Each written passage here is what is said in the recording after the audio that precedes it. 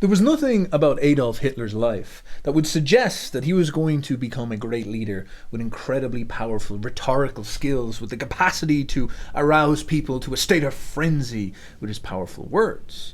He was never trained in formal rhetoric. He was described as an introvert by people, a quiet bookworm when he was in Munich. He was called a shy loner by his comrades in World War II, but by all accounts, he sort of just discovered or manifested a mystical talent. This was an observation I saw a Twitter user make recently about Adolf Hitler, and it made me think about something that Jung said about Hitler. Jung had been around Hitler, he'd been to his speeches and some meetings, and he described him as having a shamanic presence. He was sort of gloomy and introverted, but something inside of him was huge. He had this big spirit. Now, over time, Jung began to realize and think that Hitler had allowed himself to become a vessel for the Germanic people's oversoul, or as you might know, Wotan. And this meant that Adolf Hitler's voice and his powers, his capacity to articulate these incredible rhetorical skills, perhaps even his ability to manifest these skills out of nowhere, Jung was thinking to himself, did this come from somewhere else? Now, this notion that you could gain powers almost by magic was not actually too strange to Jung. It was not something that unusual. He had seen it happen actually quite a lot throughout his life. In the Archetypes of the Collective Unconscious, he discusses a female patient that he had. She was struggling with anxiety and depression. She was not really an artistic person at all. She was quite sort of like one of those formal, conscientious types of people.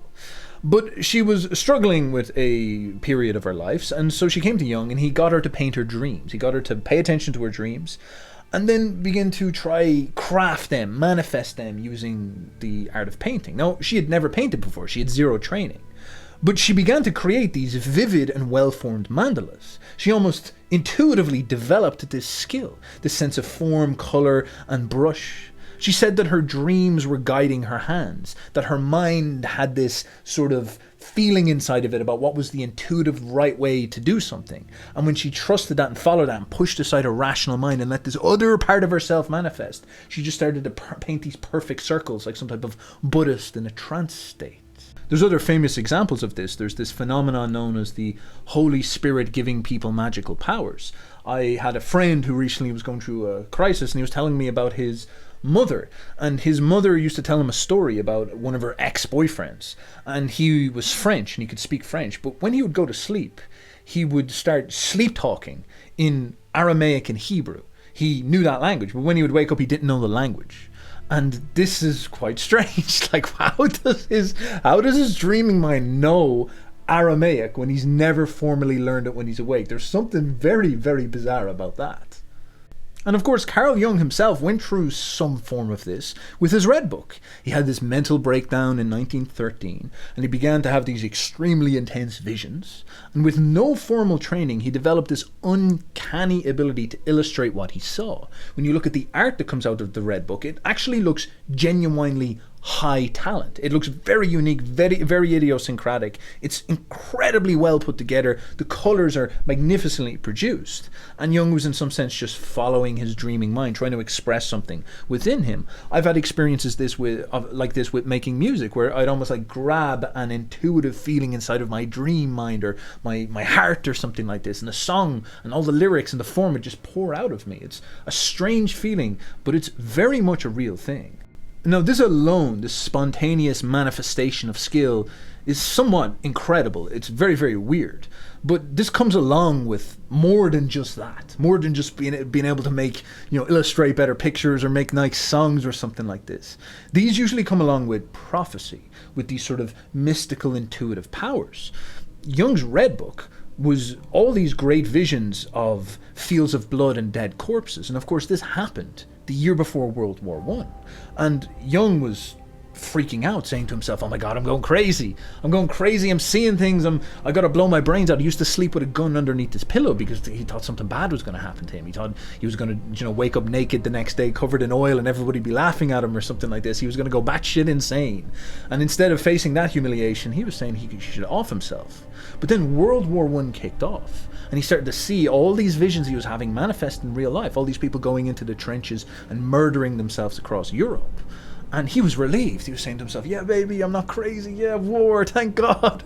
I'm not a crazy guy. Of course, everyone else was like, you kind of sound like a crazy guy now, but whatever. And he realized that, of all things, in this very rational age, he kind of said to himself, I think I just channeled a prophecy.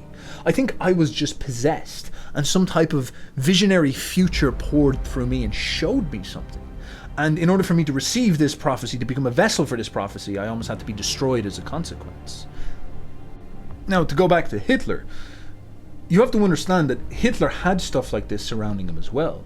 Very eerie, weird coincidences. There was a gentleman called Franz von Stuck, who was a German symbolist painter, who liked to do stuff like channeling his dreams and his imagination and manifesting what he showed. And in 1889, which is the year of Hitler's birth, he painted a picture, which I'll show you now. Now, this picture is a picture of Wotan, the German god. And the subject of it is the wild chase. Wotan, the hunter god who stirs people up into the wild chase. Now, if you look at this very closely, first of all, it's got an eerie feeling to it generally. But look at Wotan. He looks like Hitler. Now, Jung wrote about this in his essay called Wotan, where he discussed this problem. He discussed that Wotan, this ancient energy of the Germanic people, was waking up again, and that many things that were happening in this moment were being driven by some type of mystical force that was possessing everybody. He believed that Hitler became a voice for Wotan, and then the Wotan within all the German people was stirring things up into a frenzy.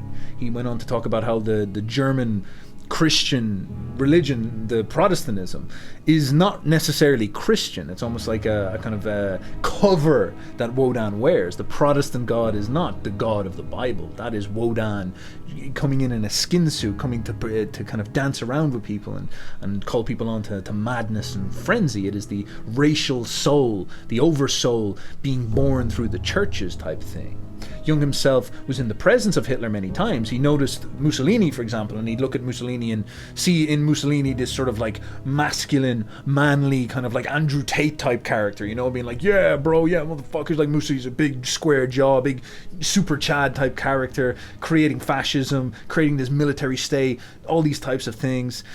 But Hitler was different. Hitler was demure. Hitler was mystical. Hitler was like quite silent, the type of guy that was looking down at his toes, but then he would look up and he would have like vivid power. He had some type of like magical energy surging through him. And Jung actually made eye contact with Hitler once. And Jung, again, being very sensitive to this type of stuff because of the Red Book and all that, he made eye contact with him and he felt this huge feeling rush down him, like a chill running up his spine that was extremely overwhelming. It was like he could feel the energy coming out of Hitler's eyes. And Jung was so freaked out by this, so scared, that he left Germany the next day before the war, and that was it. He was done with it. He was like, that's bad juju right there. I'm not going with this as well. And he wasn't the only person who spoke like this. Ernst Jünger, who was a famous World War I veteran, a very compelling and amazing man. He was pretty hardcore Nietzschean. He was a big supporter of the German nationalist movement. He hated communism. He hated liberalism. He hated all that left-wing nonsense. But he became very jaded with the Nazis during the war. He was in Paris, and he was echoing these observations that Jung was making. He was talking about that there was this like force swirling around that he didn't quite like. He described Hitler as Nilbelo, which is this like censorship that he had to do. He had to create like a fake name about him, and he wrote these novels about it. And he described him like Nilbelo, sort of like a play on Neil to Diabolo, or Neil to the devil. And he was talking about Hitler in these types of terms. He was worrying out loud that by us Germans abandoning our social bonds, we have unleashed something subterranean, something deeper, something older, something more wild. But quite a famous aspect of this is the Nazi occultist. You hear about this on the History Channel. It's a little bit cringe, but there's definitely some truth to this stuff. There was this Vril society, or Huel society. Vril is almost like the Nietzschean idea of will, Vril, will.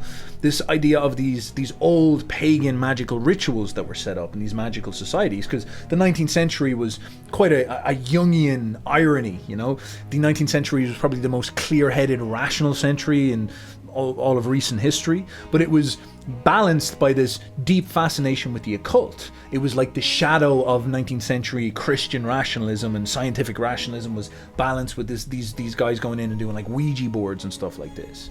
And so the Germans in the early 20th century had sort of developed one of these, a neo-pagan magical ritual, where they would get these oracles, these young women, these beautiful Vril maidens, that would have been these Germanic Valkyries. And these women would go into trances, and they would contact some type of like astral plane. They would get into the fifth dimension, and they would start to channel stuff, just like we were talking before. They would access, maybe in Jungian terms, the parts of their unconscious, or perhaps they were, going into the fifth dimension, as we said, and they would allow stuff to flow through them. And a big part of this was that they would gain knowledge. Now, the mythos, obviously we don't have an awful lot of stuff affirming this other than hearsay, but the mythos is that they would channel this Vril, and in this they would be presented with new technology and new ideas and visionary projects and whatnot. And this sounds a little bit wacky, but one thing that the Allies noticed when they went into Germany is that certain parts of the German war machine were unbelievably advanced. Like, people don't quite understand how crazy World War II was.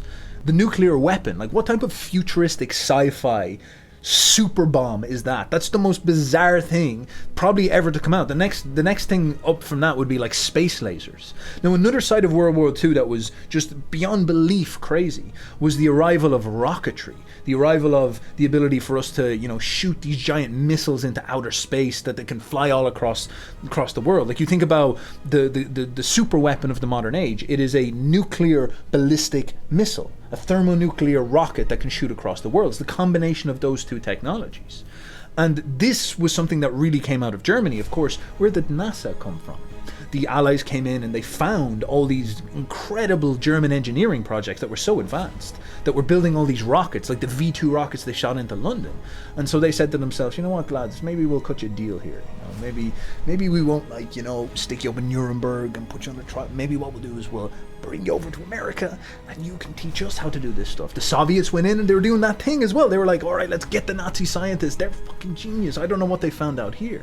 Now, some people speculate that a big part of this was, this was them channeling some type of pagan force, and this was giving them this spontaneous superpowers. These occult powers were giving them the ability to develop these advanced technologies. And again, I don't think people understand how bizarre and weird the thinking was at this time.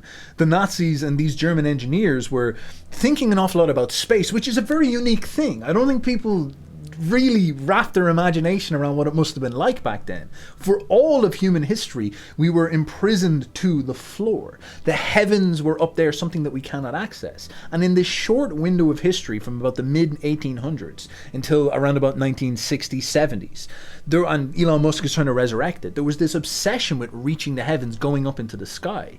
And it's really reflected in World War II. World War II really is the beginning of all this stuff. It never really fulfilled itself, but you can see that energy being burst. And of course, NASA, filled with Nazi scientists, developed that fully into the space race and into, traveling into outer space and shooting rockets up in the air and the shuttles and all this.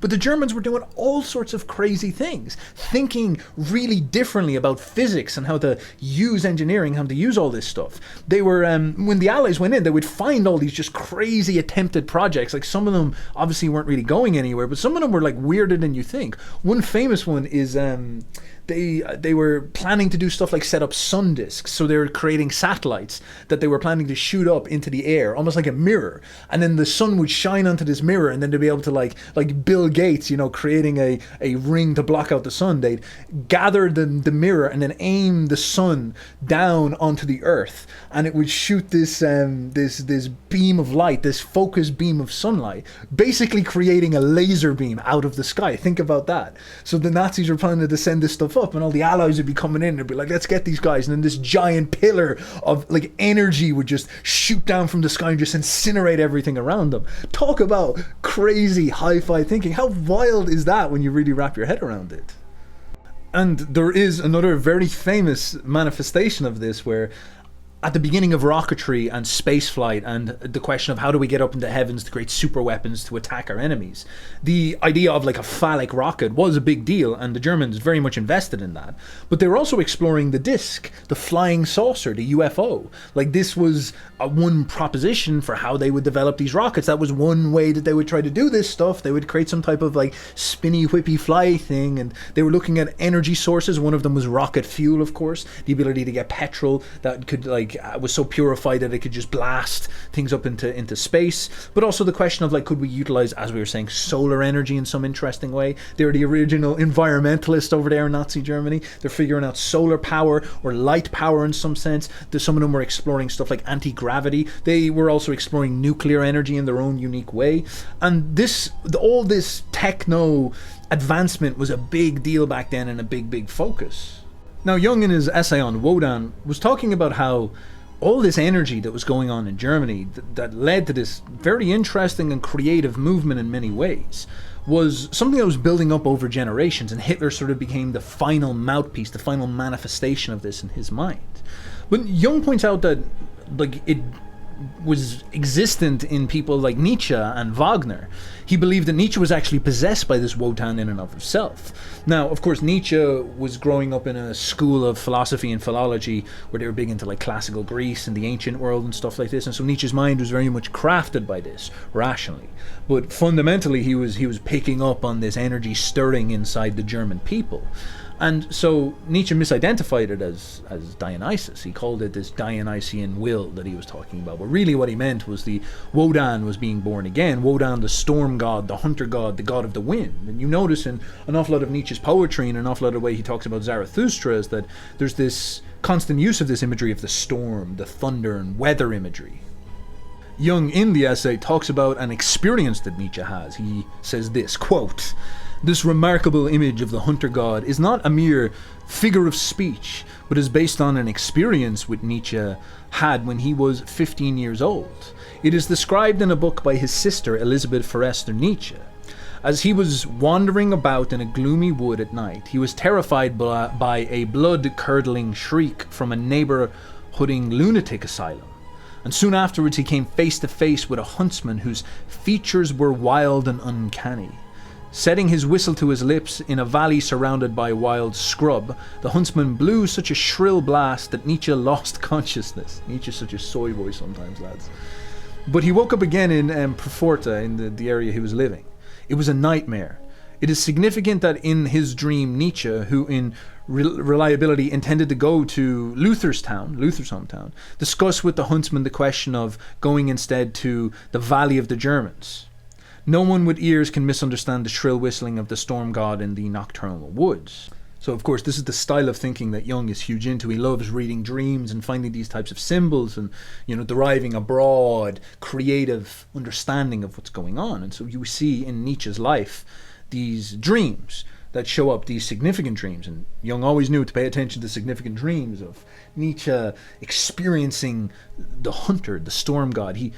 Jung is sort of suggesting that Wotan visited Nietzsche in his dreams and took possession of his soul at that point.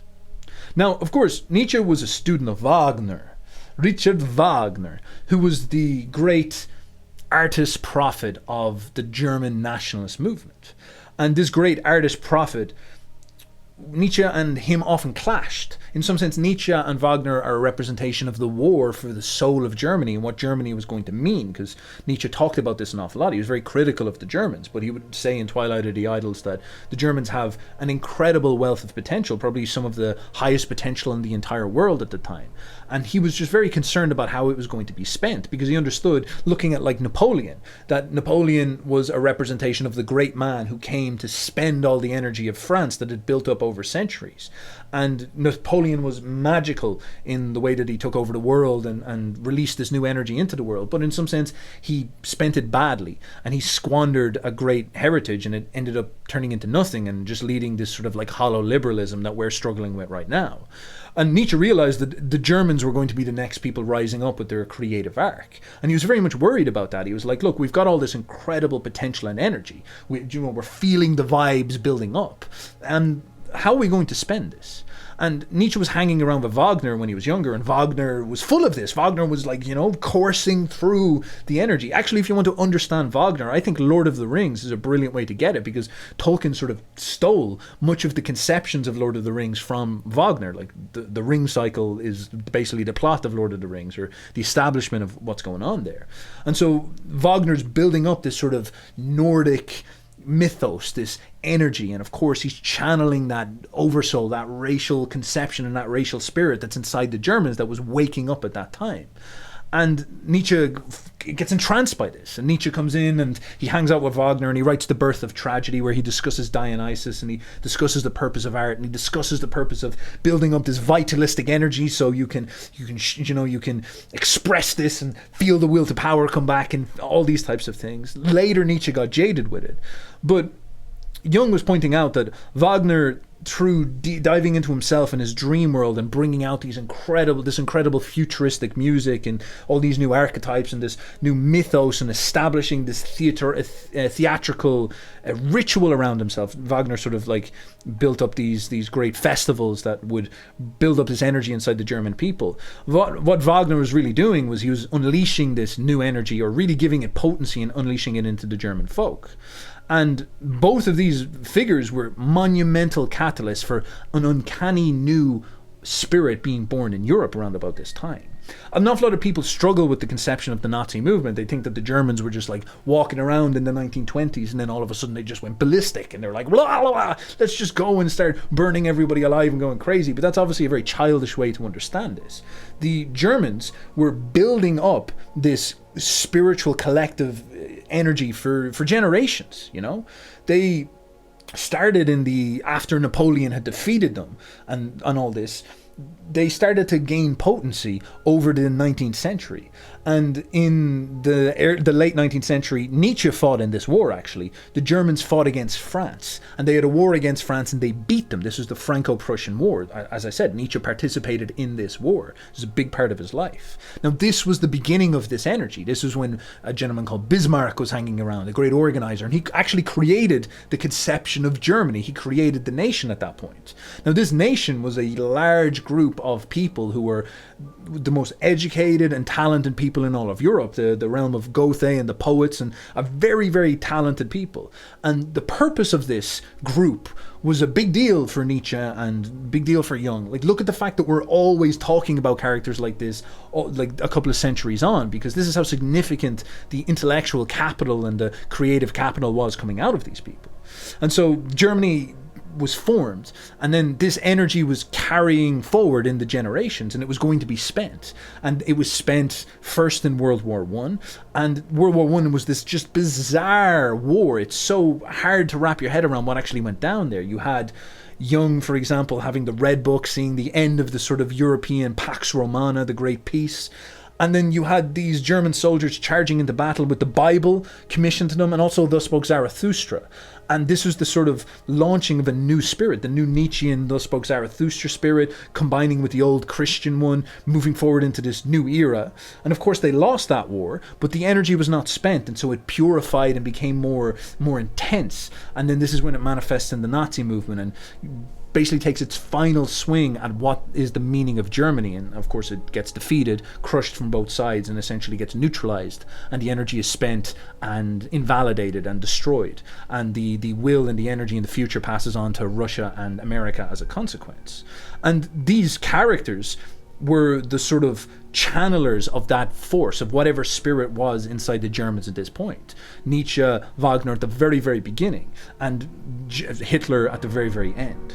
And again, there's so much stuff that stacks up with this. The last symphony orchestra, the last song that was played in Berlin before the fall in 1945, was all the Nazis sat down and they listened to Richard Wagner's Twilight of the Idols, Fall of the Gods, or Ragnarok, where they have this beautiful song at the end after the hero Siegfried dies, and they're all there as, like, the Soviet artillery is dropping around them in these ruined buildings, playing this absolutely gorgeous epic music that's talking about the death, the end, the ruin of Germany, the spending of what was going on. And so whoever Hitler was, he seemed like some representative, some vessel for this energy, this final bash of Wotan, this final attempt of Wotan to claim his place in the sun. Jung believed that Wotan was ultimately a trickster who was fooling the German people. He was a wanderer who kind of stirs everything up into a frenzy. He was a false god, a false idol as far as Jung could see him. And so he was actually sort of leading the Germans on and getting them to spend their energy in the incorrect way. Nietzsche also talked about this an awful lot as well.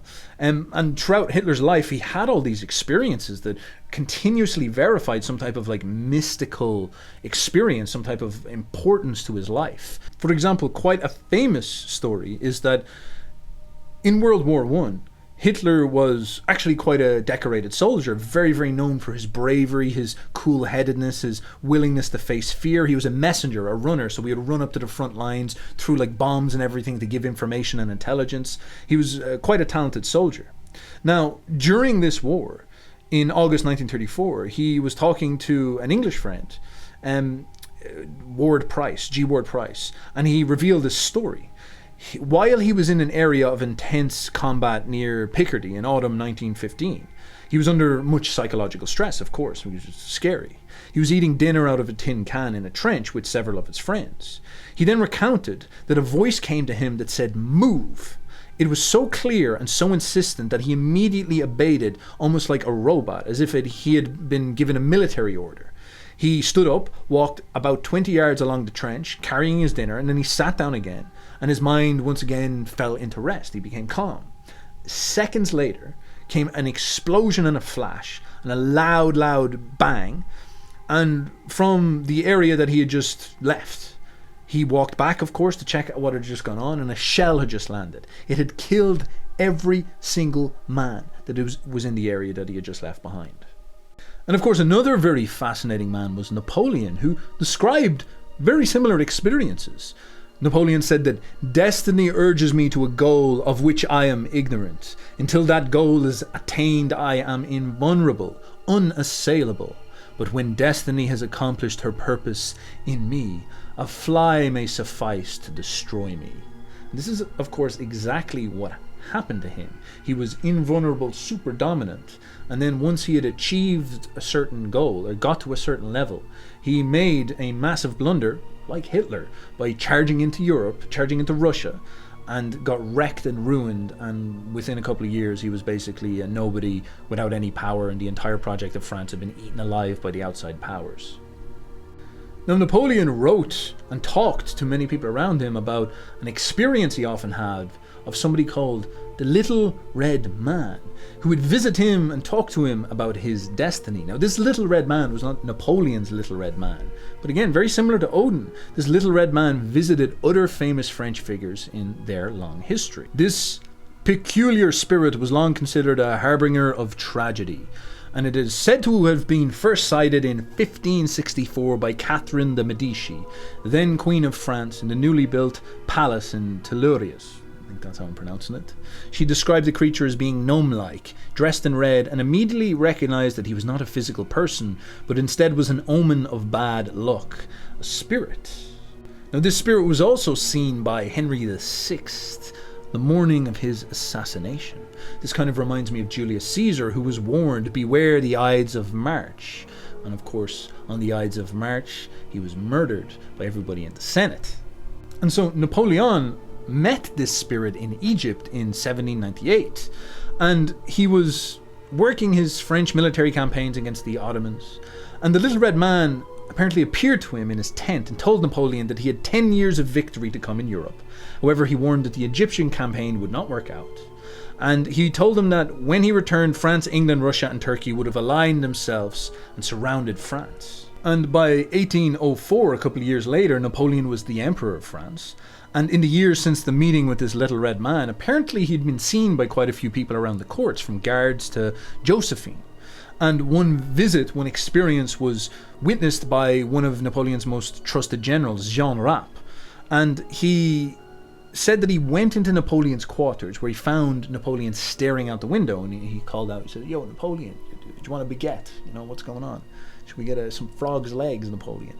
And upon saying this, from calling out to Napoleon, he got no response. He believed that Napoleon might be maybe stressed, or he was about to faint or something like that, so he kind of rushed over and said, "What's up?" And then Napoleon span around and grabbed his arm and asked him, can you see the red star of destiny, almost as large as the moon and brilliant, shining outside the window? And Napoleon explained that this red star never abandoned him and often came to him in the form of a man. Now, of course, this is all very speculative. You can make of this what you will. I just all think it's funky stuff. I think it's very interesting. And there's definitely something to it. Working with Jung, spending time with the dream world, you start to realize that there's more going on to our minds than we think.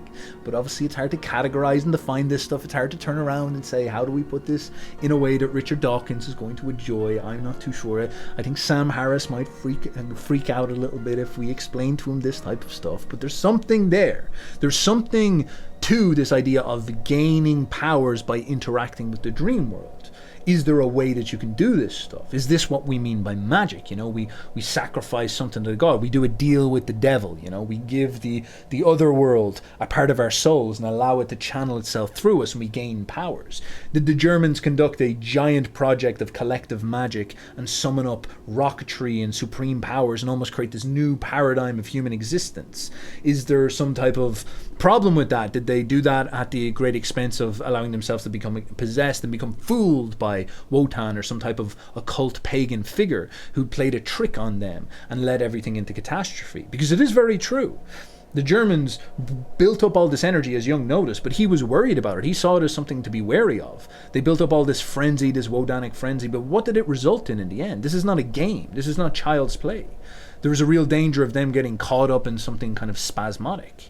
And in the end, the Germans, all that they had to show for it was Berlin was in ruins, and the Soviets charging in and destroying the entire Eastern Empire and enslaving them to communism. The Allies, firebombing Dresden into an incineration of fire.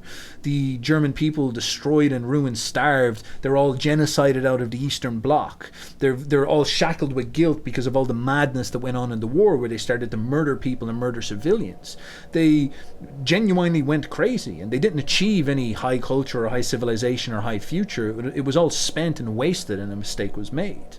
And so what happened? Was it a catastrophe because these people started to play with the occult, thinking that they were cool, and ended up getting destroyed by it by summoning the wrong thing? Were they not capable of managing the magic well enough? Were they combated by a people who had a superior form of magic? Remember, Aleister Crowley was floating around in England at the time. Maybe their magic won in contrast with the German magic or something like this. Is this all just bunkus and nonsense that people make up to keep themselves entertained on the History Channel? Who knows? Certainly I don't. I am just a boyo. I'm not suggesting that we all gather together and summon ritual Vril magic so we can break through the astral plane, enter into the fifth dimension, and discover technological powers that unlock the secrets of the earth and transform ourselves into Ubermensch. I'm not talking about that stuff at all. I'm just analysing this stuff as a fan of history and a fan of psychology, and I wish you the best. May you stay juicy. Bye bye.